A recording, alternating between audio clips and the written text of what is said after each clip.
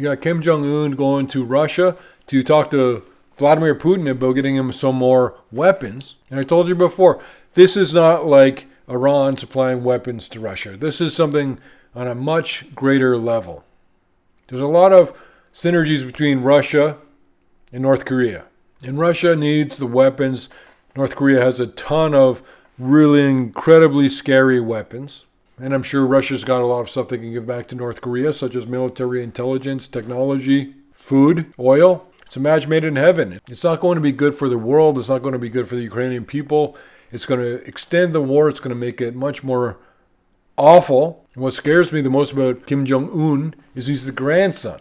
Kim Il-sung was the grandfather. He's the one who started the whole communist uprising in North Korea, whatever you want to call it, the movement. Then Kim Jong-il, remember that guy? He was crazy, but he was the son, and then the grandson is Kim Jong-un. Here's the thing. If you have a business, it's always the grandfather who creates it, makes it work. The son usually improves upon it, and the grandson, most often, more often than not, rather than making the company even better, more often, they bankrupt the company. Kim Jong-un is going to bankrupt the world, and that, in this case, doesn't mean financially.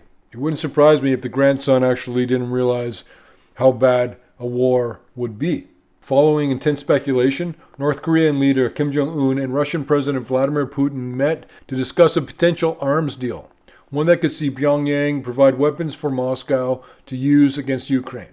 Putin signaled a potential willingness to assist North Korea in developing its space and satellite program, as he gave Kim a tour of Russia's Vostochny space launch site ahead of the arms talks. U.S. officials have warned that Putin could use the summit to seek ammunition for his invasion in Ukraine. Of course he will. Kim said he would always be standing with Russia. He'd better keep his mouth closed because he might not always be standing.